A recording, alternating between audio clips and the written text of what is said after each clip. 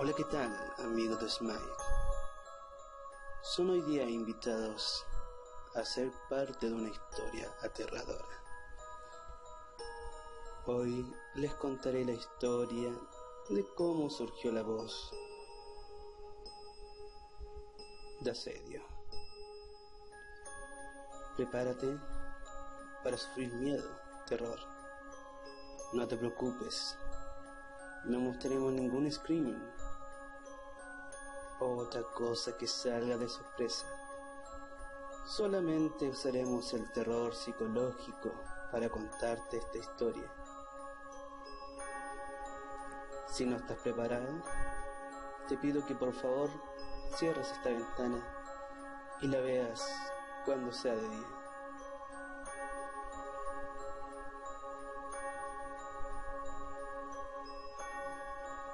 Vamos a ello.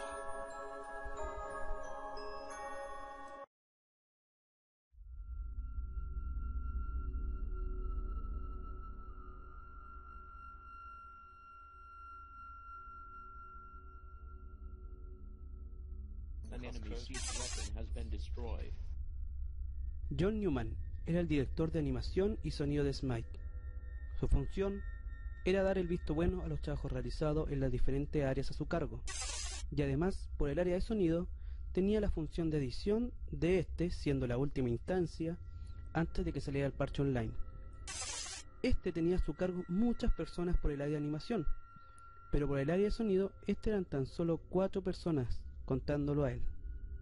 Una estaba encargada de guardar y realizar mantenimientos a los equipos de sonido, otra estaba encargada de los sonidos de ambiente, de objetos y habilidades, por ejemplo, el sonido del salto de Odín o el rayo de Ra.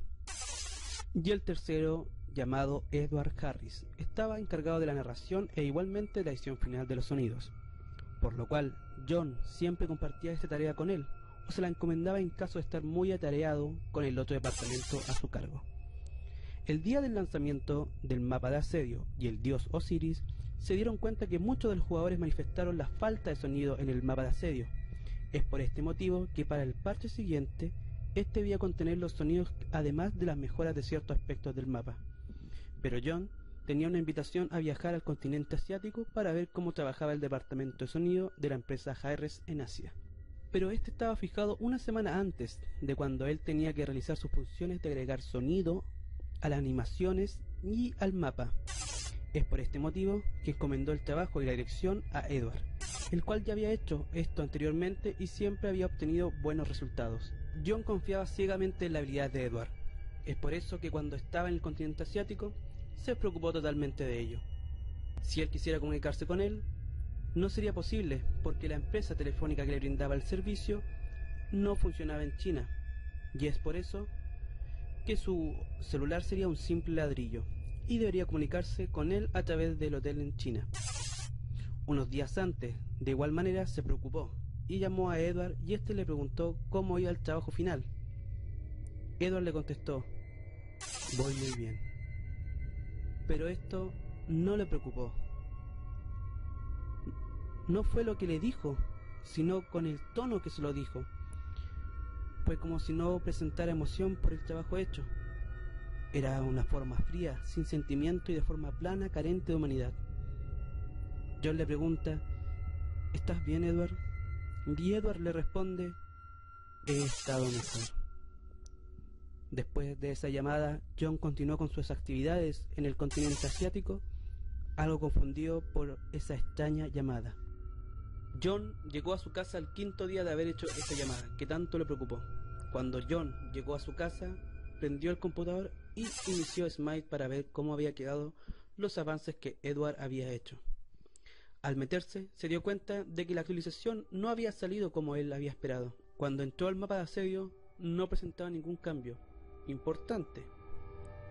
Pero al darse cuenta que cuando salía la torre de asedio, había una reacción tenebrosa y que inconfundiblemente era la voz de Edward, y se presentaba de igual manera que cuando lo llamó aquella vez. John, al darse cuenta de este error, trató de ponerse en contacto con Edward, pero este no contestaba el teléfono. Al ser pasado las 18 horas, ya no habría gente en las oficinas. Es por este motivo que fue a la casa de Edward. Al llegar ahí, vio que el auto no estaba y se puso nervioso. Al pensar en las cosas que le diría y cuáles serían las posibles explicaciones que éste le daría, se animó a tocar la puerta. Cuando pensaba que nadie le abriría, sale la esposa de Edward. «Hola, ¿qué tal, señora? ¿Se encuentra su marido?», dice John. «No, ya no está y no volverá», le responde ella con pena y de forma desafiante, mientras con lágrimas en los ojos ella lo miraba.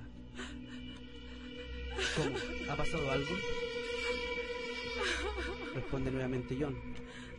«Sí, él ha muerto». En un accidente automovilístico, camino al trabajo, él estaba muy entusiasmado por terminar un trabajo para la empresa que tenía recientemente. Nunca lo había visto tan feliz. Pero un día no volvió más y llegó la policía a la casa. John, sorprendido, le preguntó: «¿Esto cuándo fue?». «Esto fue hace ya 8 días». En ese momento, John se puso blanco y sin habla. La fecha que le mencionaba a ella era un día después de que él se fue. «Señora, ¿usted lo que me dice es correcto?», le dice con duda y esperando que ella se haya equivocado. «Sí», le señala ella. Al confirmar su sospecha, se percató que se había comunicado con un muerto. Este murió al día siguiente que él se fue. En ese momento recordó la llamada y las palabras que le dijo: «Voy muy bien y he estado mejor». Tal vez en ese momento no se refería al juego, sino a su situación.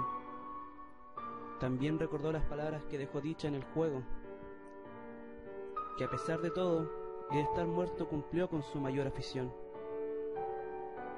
terminar la tarea que se le había encomendado. John nunca mencionó nada a nadie, procurando sacar la voz de su colega muerto en el próximo parche para que éste quedara como algo bizarro que se debiese olvidar.